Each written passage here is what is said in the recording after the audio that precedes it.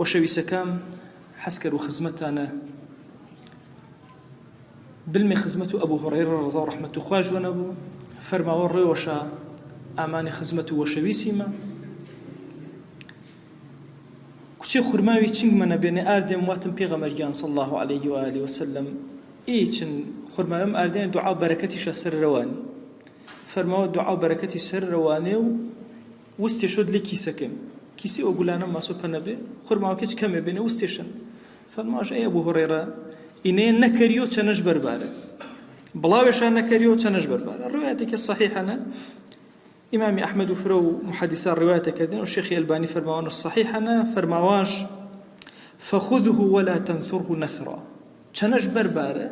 بەڵام قەت نەکەریشۆ بڵاوێشان نەکەریۆ فەرماوە ئەبوو هورەیرە دماو ئینەیە من دەسم پە نەکرد بە بەرئاردەی خورماوە دێنا بە خەڵکی وێم چەنەشا وەرێنا دێ بەخشێناشە خورماوەکەی نەتەمامێنێ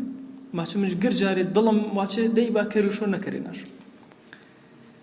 فەرماوە هەتاوەکو ئاڕۆی کە ئیمامی عوسمان شەهید بی تورەکەکەم چێرە دڕیا خورماوەکەی کەوتێرە ئیتر بەرەکەتەکەم دەسەنە بەرشی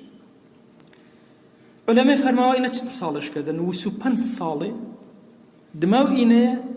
سيدنا أبو هريرة رضي الله عنه ونبو تشي خود ما وش برأت إن الدعاء وبركته في غمر أخوانا صلى الله عليه وآله وسلم وتشيقو إما جمعنا وبركتي يومنا زانمي بركات ذاكردي تشي وكان بدسي ومعنوي دسي وبنهان فرو رواية ماهن أتشي ويك هن صرش بوج نرو تشنج بكار بار نامي خواج ونبار وبكار بار فرجمارای و فرە حساب کردەی خاز نییە تەنها معاملە نەبوو چکە معاملە وش فەرماوان ژیۆ چاچێوە کە معاملە بەرەکەتی نمازۆ بریتین چانەی کە چێوەکەڵ کێشانە نەکەری بە گۆترە ورەشی دائیمە معاملە و بە ورەتەی و بە کیلۆ ورەشە بەڵام پەیوە حساب مەکەرە و بەربارە و سەرفکەرە خوای گەورە بەرەکەتەوە تایبەت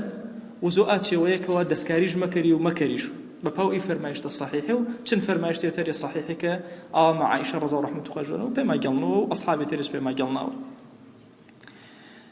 ئێمەی ئیماندار پێویستمان پانێنە بە تایبەتی لە دەگاکی هەورامانی جۆرێجە ناڕەحەتیش ڕەنگە ژیان و عەیش و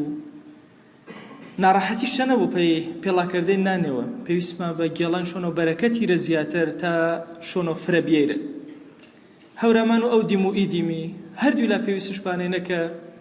گەنجەکێمە پیرەکێمە گێڵمێ شۆنە و یاگەکە بەرەکەتیرە موقعەکە بەرەکەتیرە یەکێم بەرەکەتی فرەفرێنە تەنها گەرەکما یەک جێیاکە باس کرد و کە پێغەمبەریان صلی الله عليه و آله وسلم فەرماوە البەرەکەت مع ئەکابیرکم بەرەکەت ئینا چەنی گەورەکاتە عولەمای فەرماوە گەورەکێ دوێ کەسنێ بەرەکەت ئینا چەنی عولەما و زانایە هەر جیاگێوە نەبا وەروانەی دەگاکی هەورامانی بە فەزڵ و خوایەوە گریاگێ مزگی و ئەهل و علمی و ئەهل و عرفانی بێنێ کە ئینشاءالله بێ بەرەکەتێ مەبا دووەم بەرەکەت ئینا چەنی پیا پیرە جوانەکە هەریانێوە پیرش چەنە نەبوو کەم بەرەکەتە کێ پیرژ نییە بە پیرێ بسان پێویستمان پانێنە کە یانەکەمە بە بەرەکەت و پیرەکە ئەوان کردمەوە ئەگەر پیرڵ نییە زوو پیرێ خوڵکە کرد مێمەداری و تەردا چاچێوە کە بەرەکەت مارۆ پێویستمان پانێنە کە یانەکێمە ڕازیە باوە بە پیرەکە ئێمە ئومەتێ نیەن مێ پیرێمە چەنە زیاڵێ بە هەوڵ و کوشتێشا دەیمە و درێژانە بەرمێنا پیرەکە لا ئێمە ئومەت و پێغەمبەر خوانە صلی الله عليه و سلم ئینە سەر و سەرەی و سەر و چەما و سەر و دڵاوە پۆچی فرە جوانە ئینسانی ئیماندار ئەگەر یۆی پرسیارە کردوە نەواتش ئەرێ ئاوتاتەر لا تۆ ژیوە واتۆ نا من لە ئایشاوە ژیو واتۆ ئاوتاتە وەی کەری واتۆ نا ئاو من وەی کەرە ئاڵێ من وەی کەرە با توش دەعم و ئایشا کەری وەرو ئانێ وە شەویسەکەم خاسترین یاگە پێی ئانێ بەرەکەتی بەدەست بەرمێ بریتین قاچ و پیرەکە دڵ و پیرەکە دوعا پیرەکە ئینە ئیرشادێ فرە گەورەی چاپەی پیرەکە کە خەریک و تاعەت و دینداری بە فرەوەشە مەشغوڵ و دنیای نەکەرە ئیتر ئاڵێ ئەخیر و عومریشانە